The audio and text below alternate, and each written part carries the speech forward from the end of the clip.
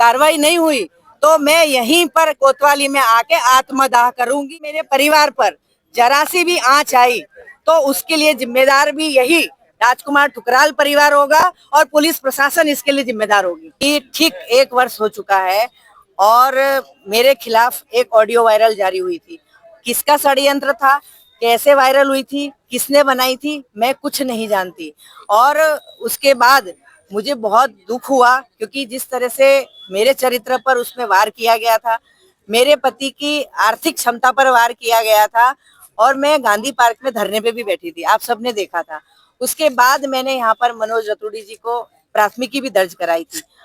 उसमें मैंने कई बार मुलाकात भी की कि इसमें कार्रवाई होनी चाहिए, लेकिन कहीं ना कहीं वो 10 साल के विधायक भारतीय जनता पार्टी से थे और भारतीय जनता पार्टी में अच्छा रसूख रखते थे, इसलिए कहीं ना कहीं वो जांच दब गई। और मेयर के इलेक्शन में उन्होंने भाजपा को भी लड़ाया, तो इसलिए भाजपा ने कहीं ना कहीं वो जांच को दबा दी। उसके बाद मैं महिला आयोग में भी गई, मैंने कहा मुझे यहाँ न्याय नहीं मिल रहा है, तो मैं महिला आयोग में गई और वहां से भी जांच आई। और आदर्श कॉलोनी चौकी, क्योंकि मेरा घर उसी एरिया में पड़ता है, तो वहां से जब मुझे बुलाया गया, मेरे बयान लिए गए, तो वहां के पुलिस प्रशासन ने मुझे कहा कि आप ओरिजिनल मोबाइल लाओ जिसमें रिकॉर्ड हुई है। बताइए ललित भाई साहब, ये काम मेरा है या प्रशासन का काम है? पुलिस प्रशासन को ढूंढना चाहिए कि वो ऑडियो कैसे जारी हुई, किसने बोला है, मोबाइल क्या है, वो सारी चीजें तो उनका काम है ना। और मैं कहना चाहती हूँ कि जो ये कह रहे हैं कि एआई और डीफेक्ट से हुआ है, उनकी बात भी हम सत्य मानते हैं। पुलिस प्रशासन इसका दूध का दूध और पानी का पानी करे, वॉइस सैंपलिंग कराए और जो दोषी है उनके ऊपर कार्रवाई हो।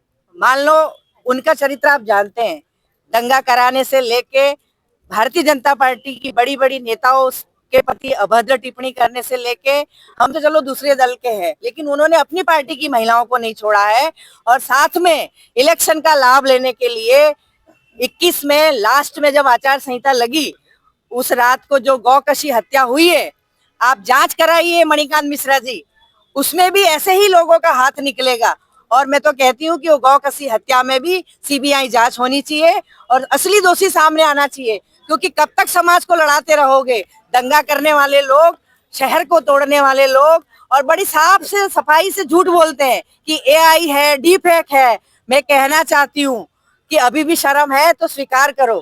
देखो अभी एक प्रकरण हुआ और उस व्यक्ति ने किसी समाज के लिए गलत शब्द बोला, उसको कितनी जल्दी एहसास हुआ कि मैंने गलत बोला और उस व्यक्ति ने माफी भी मांगी। तो मैं कहना चाहती थी कि जब मैं गांधी पार्क में बैठी और सबको मेरा साथ देना चाहिए था, दलगत राजनीति से ऊपर उठकर, सामाजिक भेदभाव से ऊपर उठकर मेरा साथ देना चाहिए था, नहीं दिया। मैं अपनी लड़ाई लड़ रही हूँ, अभी भी समय है। देखो एक पार्षद ने मेरे प्रति खिलाफ बोला, लेकिन जब उसने मुझसे माफी मांगी तो मैंने तुरंत उसकी टिकट की पैरवी की। हम तो उस तरह के व्यक्ति है, कोई हमें 4 गाली भी दे दे, हमें थप्पड़ भी मार दे और उसके बाद अगर सॉरी कर ले तो हम तो गले लगा लेते हैं, हम माफ कर देते हैं। हम उन लोगों में से, हम बहुत जल्दी पिघलते हैं। लेकिन वो व्यक्ति महाशय एआई और डीफेक्ट से नीचे ही नहीं आ रहे। मतलब एआई डीफेक्ट, अरे तो एआई डीफेक्ट है तो आप जांच कराओ ना, आगे आओ ना, अपने आप को निर्दोष साबित करो। अगर आप निर्दोष हो तो मैं माफी मांगूंगी आपसे, भगत सिंह चौक में सारी प्रेस को बुला के माफी मांगूंगी कि भैया मैंने आपके पर गलत आरोप लगाए हैं, और अगर मैं दोषी हूँ तो पुलिस मेरे पर कार्रवाई करे, मेरे पर मुकदमा लगाए, मुझे सजा दिलाए। और अगर आप दोषी निकले तो फिर आप क्या करोगे ये बताओ। और पुलिस से मैं कहना चाहती हूँ कि आप इसकी सत्यता की जांच करें। 1 साल हो गया है, मैं कई बार मनोज रतूड़ी के पास भी आई हूँ।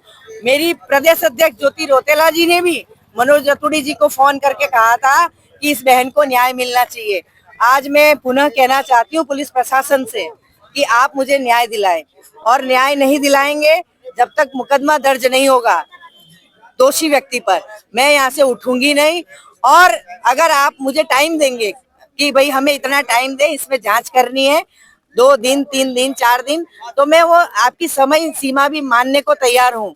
लेकिन अगर उस बीच में भी सत्यता बाहर नहीं आई, जांच नहीं हुई, दोषी व्यक्ति पर कार्रवाई नहीं हुई, तो मैं यहीं पर कोतवाली में आके आत्मदाह करूंगी, चाहे इसके लिए जिम्मेदार पुलिस प्रशासन होगा। और इस व्यक्ति के लिए मैं कहना चाहती हूँ कि मुझे इसमें न्याय चाहिए, और मेरे परिवार पर जरा सी भी आंच आई तो उसके लिए जिम्मेदार भी यही राजकुमार ठुकराल परिवार होगा और पुलिस प्रशासन इसके लिए जिम्मेदार होगा।